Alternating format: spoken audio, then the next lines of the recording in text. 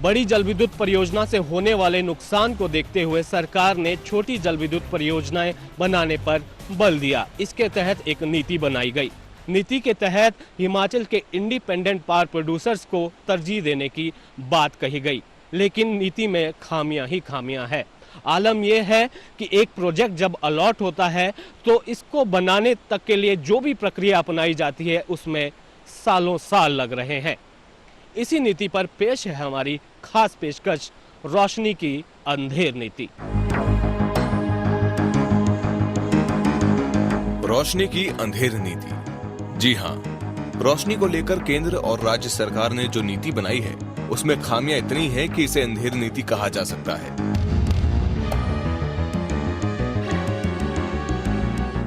यहाँ रोशनी का मतलब बिजली है और हिमाचल में बिजली का संबंध जल विद्युत परियोजनाओं से है। प्रदेश में 133 जल विद्युत परियोजनाओं में 10,273 मेगावाट बिजली का उत्पादन किया जा रहा है। बिजली उत्पादन करने वाली बड़ी परियोजनाओं से होने वाले नुकसान के गवाह लाखों हिमाचली हैं, तो प्रभावितों का आंकड़ा भी लाखों में है। जख्म खाने वालों की फहरिस्त में पाताल से लेकर आसमान से जुड़ी हर वो चीज है जो मानवता के लिए जरूरी है।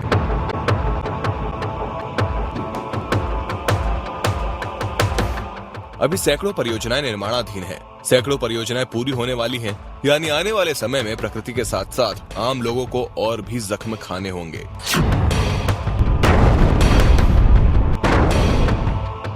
इस बात में भी कोई दो राय नहीं है कि विद्युत परियोजनाओं से हिमाचल का घर घर है रोशन। बिजली परियोजनाओं से प्राप्त होने वाले राजस्व से प्रदेश आत्मनिर्भर हो रहा है। जल विद्युत परियोजनाओं से न केवल प्रदेश बल्कि अन्य 5 राज्यों को भी बिजली दी जाती है। प्रदेश की 5 बड़ी नदियों के अलावा सैकड़ों छोटी नदियों और नालों के बेशकीमती पानी से जल विद्युत क्षमता का दोहन किया जा रहा है। वर्तमान में प्रदेश के विकास के लिए पनबिजली का दोहन एक महत्वपूर्ण अंग बन गया है, लेकिन बड़ी जल विद्युत परियोजनाओं के निर्माण के कारण जो नियमों की अनदेखी की गई है उसके कई नकारात्मक परिणाम भी सामने आए हैं।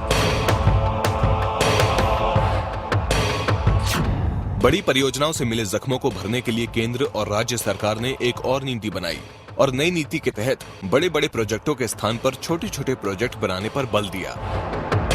नदी नालों पर छोटी छोटी परियोजनाएं बनाकर विद्युत क्षमता का दोहन करने की इस नीति को काफी सराहना मिली। नए विचारों से लैस इस नीति के हर पहलू को खरा माना गया है। प्रकृति के हिसाब से नुकसान कम होने की संभावना 90 से 85% है। ये नीति ऊर्जा के दोहन को लेकर सटीक बैठती है। लघु विद्युत परियोजनाओं पर सरकार ने नीति तो बना दी, लेकिन इस नीति के तहत जो काम होना चाहिए था वो अभी तक हाशिए पर है। परियोजना शुरू होने के लिए जो प्रक्रिया बनाई गई है वो बेहद जटिल है। प्रक्रिया ऐसी है कि परियोजना की फाइल सालों साल सरकारी टेबल पर ही घूमती रहती है। एक छोटा प्रोजेक्ट बनाने के लिए करीब 1 दर्जन विभागों से एनओसी लेनी पड़ती है। इसी वजह से फिलहाल इस नीति को अंधेर नीति कहा जा सकता है। 2009 में हमने अप्लाई किया था, अलॉट भी 2009 में हुआ हमें, तो उसके अकॉर्डिंगली हमारे को काफ़ी प्रॉब्लम्स फेस करनी पड़ी।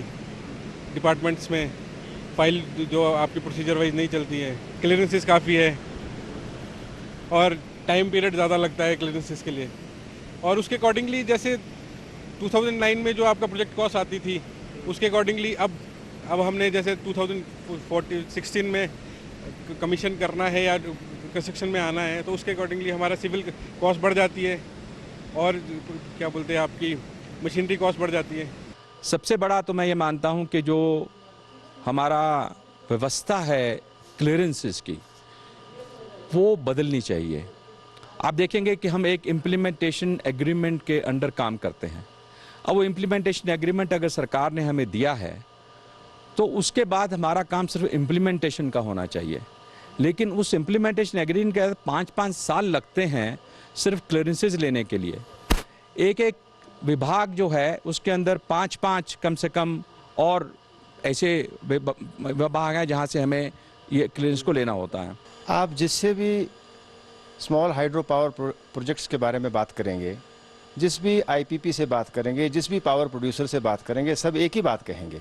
सब कहेंगे सरकार ने पॉलिसी तो बना दी, हिमाचलियों को पावर प्रोजेक्ट अलॉट भी कर दिए, 2 मेगावाट तक रिजर्व भी कर दिए, 5 मेगावाट तक प्रेफरेंस भी दे दिया, परंतु समस्या वही है कि क्लियरेंसेस का सिंगल विंडो सिस्टम नहीं किया। हिमाचलियों को प्रोजेक्ट 400 से ऊपर अलॉट तो कर दिए और मेरे जैसा एंटरप्रेन्योर भी आगे आ गया, हमने भी अप्लाई कर दिया, प्रोजेक्ट हमें भी अलॉट हो गए, लेकिन क्या हुआ, स्थिति क्या आई कि प्रोजेक्ट हम करने अभी तक नहीं कर पा रहे हैं। उसका कारण है कि सरकार की जो सरकारी व्यवस्था है वो बहुत ही असहनीय है, निंदाजनक है। मैं कड़े शब्दों में निंदा करूंगा कि जिस भी दफ्तर में फाइल जाती है 6-6 महीने वहाँ से फाइल हिलती नहीं, एक टेबल से फाइल हिलती नहीं, जबकि सरकार का हर ऑफिस को नोटिस होना चाहिए कि जिस दफ्तर में पावर प्रोड्यूसर्स की फाइल आती है उस फाइल को तुरंत 1 दिन 2 दिन के भीतर और निर्धारित समय होना चाहिए। ओवरऑल अगर देखा जाए इस सिनेरियो में, जैसे क्लियरेंसेस का इशू आता है प्रोजेक्ट्स में, तो सबसे ज़्यादा हर्डल हमें जो लगती है वो है मिनिस्ट्री ऑफ एनवायरनमेंट फॉरेस्ट की तरफ से। उस मिनिस्ट्री ने लेटेस्ट इतनी ज़्यादा रेगुलेशंस इशू कर दी हैं जिसकी वजह से हमको जगह जगह भागना पड़ता है, ग्राम सभाओं की मीटिंगें नहीं हो पाती हैं। उसकी वजह से हमारे जो प्रोजेक्ट्स की इनिशियल क्लियरेंसेज हैं वही बहुत टाइम ले लेती हैं। उसका रिजल्ट ये होता है कि टाइम फैक्टर, जो टोटल टाइम लाइन है प्रोजेक्ट की, वो 7 से 8 साल हो गई है। जो प्रोजेक्ट हमने 2004 में प्रोजेक्ट बनाया था, जो हमने 3 साल में बना के कमीशन कर दिया था 5 मेगावाट का प्रोजेक्ट, आज उसी प्रोजेक्ट को 8 से 10 साल लग रहे हैं। उससे प्रोजेक्ट वायबिलिटी जो टोटल है वो डिस्टर्ब हो रही है। प्रोजेक्ट वायबिलिटी से मेरा मतलब है जो आज उस समय मैंने 4 करोड़ में अगर पर मेगावाट में बनाया, आज मुझे वो 10 करोड़ लग रही है कॉस्ट। उसकी वजह से 250 मतलब 2.5 गुना कॉस्ट बढ़ गई है प्रोजेक्ट की कॉस्ट। प्रोजेक्ट की कॉस्ट इस वजह से भी बढ़ी है क्योंकि टाइम फैक्टर बहुत हो गया, उसमें आईडीसी इतना लग जाता है, इंटरेस्ट इतना लग जाता है, लोकल प्रॉब्लम की वजह से हमें पैसा ज़्यादा देना पड़ रहा है। वो सारी चीज़ों से हमारी वायबिलिटी प्रोजेक्ट की डिस्टर्ब हो रही है, इसलिए लोग स्केयर हो रहे हैं, आगे नहीं आ रहे हैं प्रोजेक्ट बनाने के।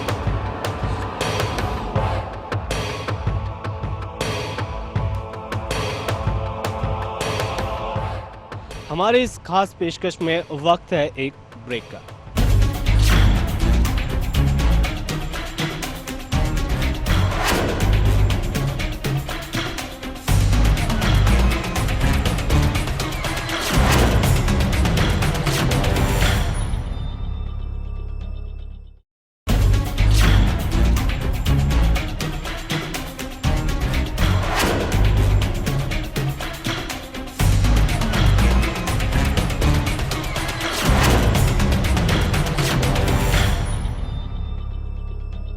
ब्रेक के बाद आपका स्वागत है। चलिए अब जानते हैं इंडिपेंडेंट पावर प्रोड्यूसर से कि उन्हें क्या परेशानियां आ रही हैं और वो क्या बदलाव नीति में चाहते हैं।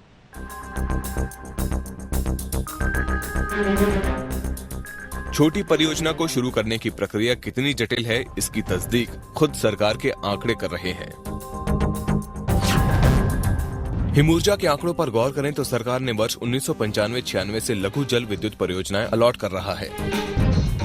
अब तक 2 से 5 मेगावाट के 655 प्रोजेक्ट अलॉट किए गए हैं। इन परियोजनाओं की क्षमता 1596 मेगावाट है, लेकिन हैरानी इस बात की है कि बीते 2 दशकों में केवल 67 परियोजना ही कमीशन हो पाई हैं, यानी 67 परियोजनाओं में ही बिजली उत्पादन हो रहा है। इन परियोजनाओं से 262 मेगावाट बिजली मिल रही है। इस नीति के तहत 20 साल पहले तय किए गए लक्ष्य में मात्र 25% तक ही सफलता भी हासिल नहीं हो पाई है। ऐसे में नीति पर सवाल उठने स्वाभाविक है, लेकिन सरकार कुछ और कह रही है। पहले आदमी प्रोजेक्ट को लेता है, फिर वो अपनी उसकी रिपोर्ट बनाता है, उसका अपने, क्योंकि जब वो प्रोजेक्ट लेता है उसको ये पता नहीं है कि कितना मेगावाट बिजली पैदा होगी, क्या होगा। इसी में वो 3-4 साल का लेता है अपना क्या उसकी इन्वेस्टिगेशन में, तब जाके उसकी प्रोजेक्ट रिपोर्ट देते हैं। और प्रोजेक्ट रिपोर्ट देने के बाद जो है तुरंत जो है बहुत कम समय के अंदर जो प्रोजेक्ट जो है वो स्वीकार हो जाता है। आजकल हाइड्रो इलेक्ट्रिक सेक्टर में थोड़ा सा जो है मंदी आई हुई है। बाज़ार में जैसे मंदी आती है तो हाइड्रो पावर सेक्टर में इन्वेस्टमेंट जो है आजकल थोड़ी कम हो गई है। इसके कई कारण हैं, कुछ एनवायरमेंटल इश्यूज़ हैं, कुछ फॉरेस्ट लैंड के इश्यूज़ हैं, और हिमाचल में जैसे ऐसा है कि हम 10,000 मेगावाट से ज़्यादा तो दोहन कर ही चुके हैं, और जितने हमारे हाइड्रो इलेक्ट्रिक प्रोजेक्ट्स जहाँ जहाँ संभावना थी वो हमने एलोकेट भी कर दिए हैं। अब ऐसे स्थान रह गए हैं जहाँ पर कि हाइड्रो इलेक्ट्रिक प्रोजेक्ट बनाना जो है बहुत ही कठिन है, पांगी है, सारी चिनाब वैली है, तो वहाँ हमने कुछ प्रोजेक्ट अलॉट किए हैं, कुछ हमने एडवर्टाइज भी किए हैं, परंतु जब तक वहाँ हम बहुत अच्छा आधारभूत ढांचा नहीं दे सकते, सड़कें चाहिए, पुल चाहिए, क्योंकि हाइड्रो सेक्टर में बहुत बड़ी भारी मशीनरी जाती है, तो इसलिए इन्वेस्टर जो है अभी थोड़ा पीछे हट रहा है। जब जब हमें ज़रूरत पड़ी है आईपीपीज़ की सुविधा के मुताबिक इसको जो है अमेंड किया गया टाइम टू टाइम, और फाइनली जब ये सरकार आई थी तो उसमें एक बार आईपीपीज़ ने जो है एक वर्कशॉप की थी हाइड्रो पे, और उसमें ऑनरेबल चीफ मिनिस्टर जो हैं वो आए थे, और उन्होंने आईपीपीज़ ने रिक्वेस्ट की थी कि कुछ इस पर अमेंडमेंट्स की जाए। अकॉर्डिंगली एक कमेटी फॉर्म की गई थी। इसमें कुछ अमेंडमेंट्स जो हैं हाइड्रो पावर पॉलिसी में उस टाइम भी की गई थी, और वो नोटिफाई हुई थी 4 मार्च 2014 को। उसमें हमने कुछ चेंजेस की थी। अब वो चेंजेस जो हमने की थी उसमें से कितना इसमें आईपीपीज़ को अफेक्ट हुआ है ये तो खैर मैं इसमें कह नहीं सकता। स्मॉल हाइड्रो को ग्रीन एनर्जी माना जाता है, लेकिन सरकार की नीयत कुछ ऐसी हो चली है कि ग्रीन एनर्जी की पॉलिसी ब्लैक पॉलिसी बनती जा रही है। ग्रीन एनर्जी के साथ साथ इन परियोजनाओं से नुकसान बहुत कम होता है। ये नुकसान कम कैसे होता है, चलिए हम आपको बताते हैं। जरा इस बड़ी परियोजना को देखिए और इस छोटी परियोजना पर भी गौर करिए। बड़ी परियोजना के अधोसंरचना का आकार देखिए। विशाल पहाड़ का सीना भी दर्जनों सुरंगों से छलनी किया गया है।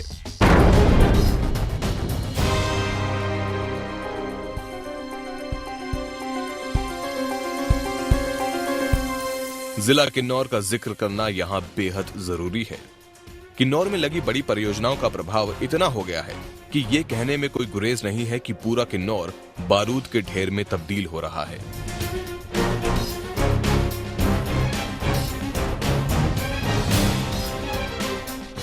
वहीं दूसरी ओर जरा इन छोटी परियोजनाओं को देखिए। बमुश्किल एक बड़ी कोठी के आकार में सिमट जाती हैं ये परियोजनाएं। सरकार को इस बात का एहसास है कि स्थिति गंभीर है और इसी के चलते छोटी परियोजनाओं को बढ़ावा देने की बात कही जा रही है। बाहरी राज्यों से आने वाले निवेशकों की नजर केवल मुनाफे पर होती है। इस मुनाफे के लिए कई बड़े निवेशकों ने सरकारी तंत्र की आदतें भी खराब कर दी हैं। कई नियम कायदे नोटों के बोझ तले दब जाते हैं। कोई नोट नहीं लेता है तो वो गिफ्ट लेकर मुंह बंद कर लेता है और फाइल सरपट दौड़ती है। ऐसा कई बार देखने में आया है कि हिमाचली निवेशकों की तुलना में बाहरी राज्यों के निवेशकों की परियोजनाएं 2-3 सालों में ही सिरे चढ़ जाती हैं, जबकि हिमाचली निवेशक कम से कम 8 साल तक सरकारी दफ्तरों में धक्के खाता रहता है। हिमाचली निवेशकों के पास इतनी पूंजी नहीं है कि वो अधिकारियों और कर्मचारियों की आदतों का ख्याल रख पाएं। जरा अब नीति की बात करते हैं। प्रदेश सरकार ने इस नीति में हिमाचल इंडिपेंडेंट पावर प्रोड्यूसर के लिए विशेष प्रावधान किए हैं। 2 मेगावाट तक के प्रोजेक्ट हिमाचलियों के लिए आरक्षित किए गए हैं, तो 5 मेगावाट तक की परियोजनाओं में भी हिमाचलियों को तरजीह दी गई है। लेकिन जिस भी हिमाचली ने प्रोजेक्ट बनाने की हिम्मत दिखाई है, वो अपने आप को कोसने के सिवाय कुछ नहीं कर पा रहा है। बहुत से हिमाचली निवेशक बैंक से करोड़ों का कर्जा लेकर बैठे हैं, महीने दर महीने ब्याज भर रहे हैं, लेकिन परियोजना का निर्माण कार्य कागजों में भी शुरू नहीं हो पा रहा है। ऐसे में नीति में बदलाव की आवाज काफी समय से उठ रही है। सरकार ने बहुत अच्छा किया, पॉलिसीज बनाई, लेकिन पॉलिसी इंप्लीमेंटेशन ग्राउंड लेवल पे इतने सारे लोग हैं, जैसे कि पटवारी का रोल बहुत बड़ा है, मेरे हिसाब से तहसीलदार का रोल बहुत बड़ा है, जो छोटे निम्न स्तर पे लोग हैं वहाँ पर वो हमारे लिए बहुत बड़े हैं। वहाँ तक अवेयरनेस एंड क्रिएटिवनेस जो है वो एक सरकार के माध्यम से पहुँचनी चाहिए, क्योंकि जो फील्ड एरिया है, वहाँ पर अगर ये सारी बातें नहीं पहुँचेंगी तो मेरा ख्याल है हम इतनी जल्दी आगे नहीं बढ़ पाएंगे। क्लियरेंसेज लेने के लिए 5-6 साल लग गए।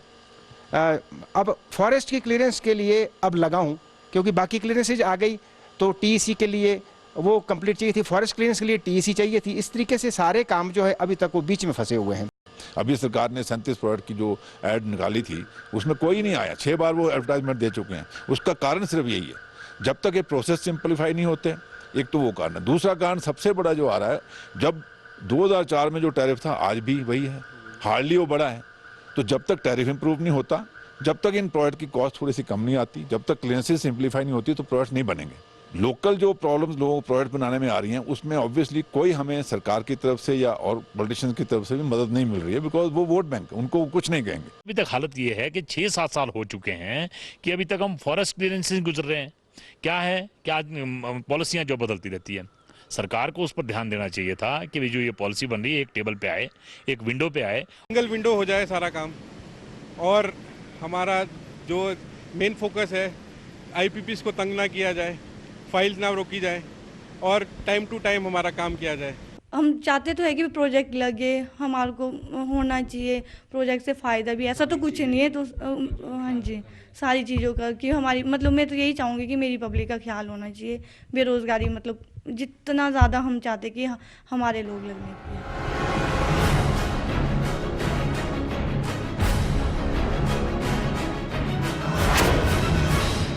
हिमाचली इंडिपेंडेंट पावर प्रोड्यूसर्स को प्रोजेक्ट तो अलॉट हो जाते हैं, लेकिन प्रक्रिया इतनी जटिल है कि एक प्रोजेक्ट का कार्य शुरू करने में 6-6 साल लग जाते हैं और इन 6 सालों में सरकारी दफ्तरों में ही फाइलें घूमती रहती है। हमारी इस पेशकश में वक्त है एक ब्रेक का। ब्रेक के बाद आपको दिखाते हैं कि किस तरह से फाइलें घूमती रहती हैं।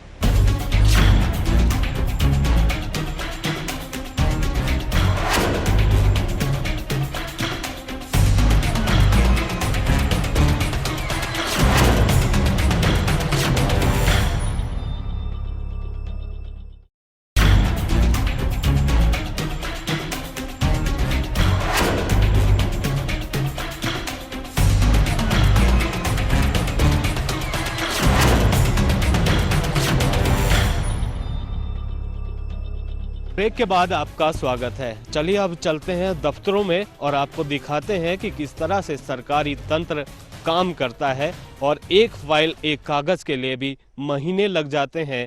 यहाँ तो फाइलें सालों साल पड़ी रहती हैं।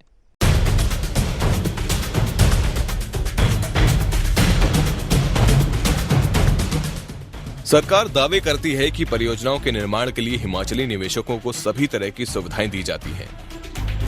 सरकारी प्रक्रिया में हर संभव मदद की बात कही जाती है, लेकिन ये दावे उस वक्त हवा हो जाते हैं जब कोई निवेशक का सामना सरकारी तंत्र से होता है। बाबूगिरी कानून इतना बढ़ाती है कि भी कान पक जाते हैं। अगर थोड़ा आपने कहीं जोर से बोल दिया तो वो उसका उल्टा रिएक्शन हो गया और आप काम जो है समझो आपका पेंडिंग हो गया, और वो काम ऐसा पेंडिंग हो गया कि दोबारा उस दफ्तर में आपको कोई अहमियत नहीं रह जाती। और जो आदमी वहाँ टेक्निकल साइड से बैठने चाहिए थे वो टेक्निकल लोग नहीं है। जो असली टेक्नोक्रेट थे वो वहाँ है नहीं है, वो प्राइवेट एजेंसियों में चले गए, प्राइवेट प्रोजेक्टों में चले गए। और जहाँ तक बात रही आपके जो पावर प्रोजेक्ट्स हम छोटे लगाने जा रहे थे, एनओसीज आईपीएच डिपार्टमेंट में जाओ, जेई से लेकर एसडीओ से लेकर एक्सीएन से लेकर एससी लेवल तक लगभग साल लग जाती है फाइल को आगे मूव करने में। और फिर वो क्या करते हैं, उसमें मेरी फाइल प्रॉपरली ठीक आ गई रिपोर्ट, अगर कहीं स्पेलिंग में शिमला में ऐसा ही एमएलए लग गया और एसएचआई नहीं लगा तो आपकी फाइल जो है वापस आ जाएगी। और वो कहते हैं कि ये तो गलत है। अलॉटमेंट लेटर में कहीं स्पेलिंग मिस्टेक हो गई, वो गलत है। और वो मतलब एक्सपर्ट बन गए।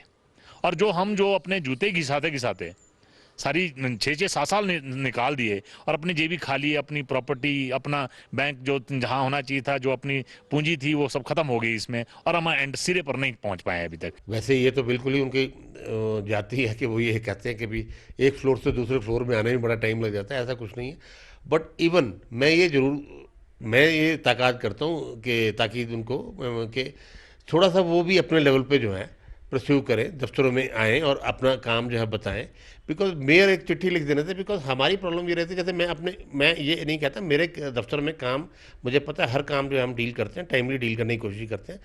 जैसे मेरा जो दफ्तर है इसमें 2 प्रोजेक्ट अफसर हैं जो 695 के करीब या 690 के करीब प्रोजेक्ट्स जो है वो संभाल रहे हैं। तो 2 प्रोजेक्ट अफसर, उनके नीचे एक लेडी जेई है और एक आध शख्स और है। अब इतने प्रोजेक्ट, अब अगर 60 आदमी भी दिन में एक चिट्ठी लिखें तो उनको जो है डील करने में टाइम लग जाता है।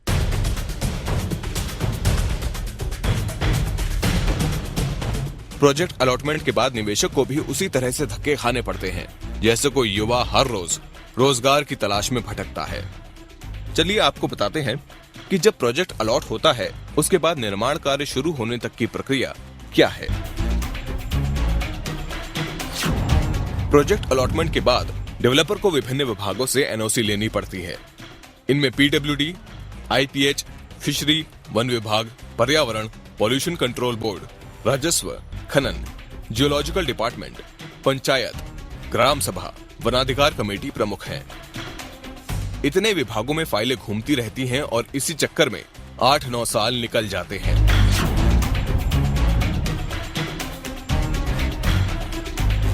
हर विभाग की विभिन्न शाखाएं हैं। विभागों की हर शाखा से होकर जब कोई फाइल गुजरती है तो एक शेर याद आता है, एक ही उल्लू काफी है बर्बाद गुलस्ता करने को, यहाँ तो हर शाख पर उल्लू बैठा है तो अंजाम गुलस्ता क्या होगा। हर दफ्तर में कुछ उल्लू ऐसे बैठे हैं जो परियोजना बनाने वालों की जेबों पर नजर जमाए बैठे हैं। जब नोटों की गर्मी पड़ती है तो फाइल भी आगे सरकती है। अब जरा गणित को समझिए। जब निवेशक प्रोजेक्ट के लिए आवेदन करता है तो प्रोजेक्ट कॉस्ट के हिसाब से अपना बजट तय करता है। अब आप हिसाब लगाइए, जब एनओसी और दूसरी औपचारिकताएं पूरी करने में ही 8-9 साल लग जाते हैं तो निर्माण कार्य शुरू होने तक लागत कितनी बढ़ जाती है। वास्तविकता ये है कि ये लागत 250 गुना बढ़ जाती है। एक वास्तविकता आपको और बताते चलें। इस प्रक्रिया का ही नतीजा है कि सरकार को निवेशक नहीं मिल रहे हैं। बीते साल सरकार ने 37 बड़े प्रोजेक्ट विज्ञापित किए थे, किसी निवेशक ने रुचि नहीं दिखाई है। हालत यह है कि ऊर्जा विभाग को आवेदन करने की तिथि को 6 बार बढ़ाना पड़ा। सरकार की नीयत भले ही साफ हो, लेकिन नौकरशाही की नीयत में खोट है। नौकरशाह हर नीति को अपनी सहूलियत और फायदे के अनुसार बनाते हैं, वो चाहे केंद्र के नौकरशाह हो या फिर प्रदेश की अफसरशाही। ऊर्जा नीति में बदलाव और संशोधन की बातें कई बार कही गई हैं। अब देखना होगा कि सरकार नीति में क्या परिवर्तन लाती है।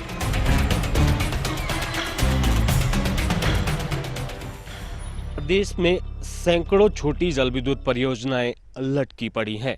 खुद सरकार के आंकड़े इसकी तस्दीक भी कर रहे हैं। प्रक्रिया के बारे में हमने अपनी इस खास पेशकश में आपको बता दिया है और इससे साफ होता है कि सरकार की नीति और नीयत दोनों में खोट है। इसे बदलने की ज़रूरत है। फिलहाल हमारी इस खास पेशकश में इतना ही। मुझे और मेरी टीम को दीजिए इजाज़त। आप देखते रहिए ईटीवी न्यूज़।